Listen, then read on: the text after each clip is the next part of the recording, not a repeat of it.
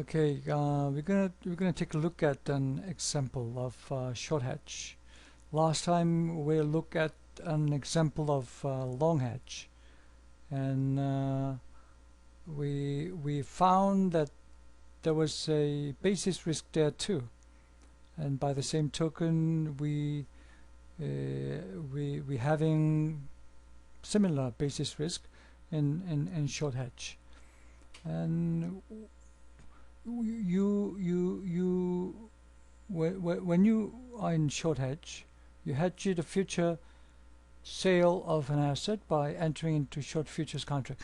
So short hedge means that you're selling futures now. Why do you want to do that? Because you expect to sell something in a spot contract, but then you're afraid that the price is going to fall. So you're afraid that you ended up receiving a relatively smaller amount of money than now in the future. If that's the case, you could reduce the risk by getting into future now, by selling futures. Okay? Turns out that the price realized is going to be F1 plus basis.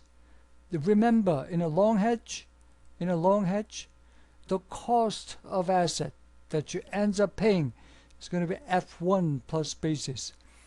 Now, in a long hedge, what matter is the price realized. Now, that's going to be the same as F1 plus basis. Okay? Let's be more specific in terms of example. Suppose current spot price is 2.5, current future price is 2.0. And spot price is going to fall down at time t2, $2.2, and future price at time t2 is going to go down to $1.9. Now, for a moment, just forget about this futures market. Currently, this spot commodity is 2.5. If you sell it now, you can receive 2.5. But you're supposed to sell it at time t2. Then you expect the price of this commodity fall. So by the time you sell it at time t2, you're afraid the price that you're going to receive by selling this commodity is going to be lower than current price. If that's the case, you're selling futures now. Okay? You're selling futures now. So the idea is still, no matter what, you have to sell your spot commodity at time t2. So if the spot commodity price falls, you're going to end up receiving $2.2. But thanks to the fact that you got into this long hedge, short hedge, when spot price fall, futures price is going to fall too. But then, since you are in short hedge, when future price falls, you're going to make money. You're going to make money here. So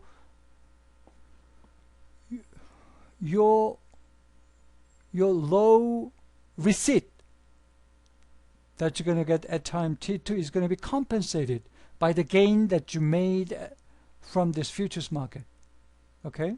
So without short hedge, the seller receives S2, which is $2.2 instead of S1, 2.5.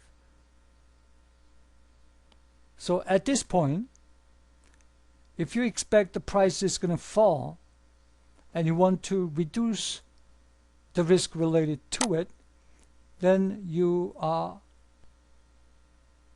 getting into short hedge by selling futures contract. Okay, with short hedge, the seller still receive $2.2, but from short hedge, he's going to make some gain from futures market. The gain is 2.0 minus 1.9, which is $0.1. Now that's going to offset your low receipt in the spot market. So your net receipt without futures market, your receipt was $2.2. But with futures short hedge, your gain was $0.1. So your net receipt is going to be $2.3. And note that price realized is going to be F1 plus basis.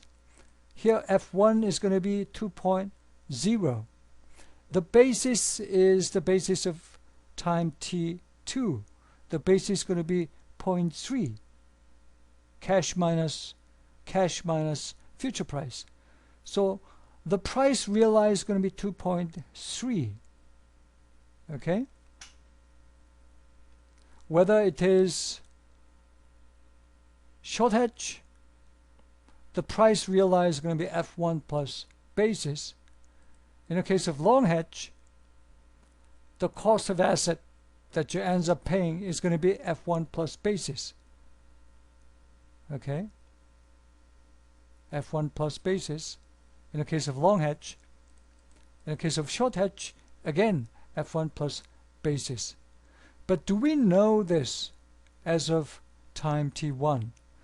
Now F1 is going to be certain number as of T1, but the basis at time T2 is unknown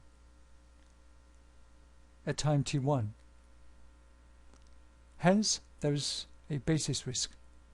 Okay? Now, how to minimize this basis risk?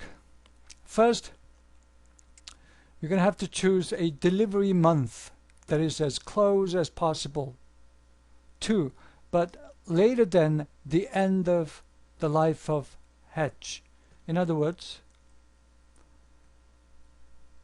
this time T2 is the time of closing out your futures position, and also in a spot market you're taking an action. But then time T2 has to be close as possible to the expiration date of futures market, but has to be earlier than the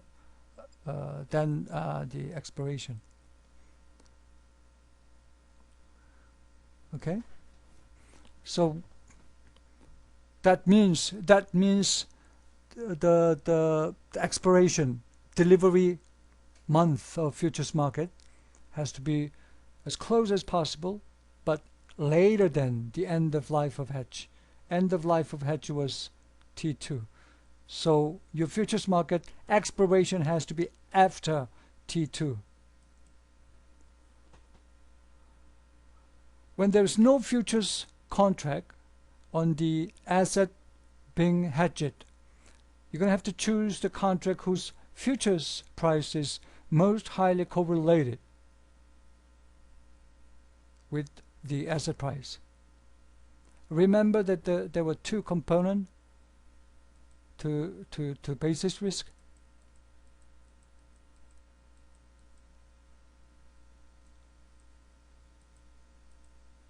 Oh, sorry. This is it, right? So number one is related to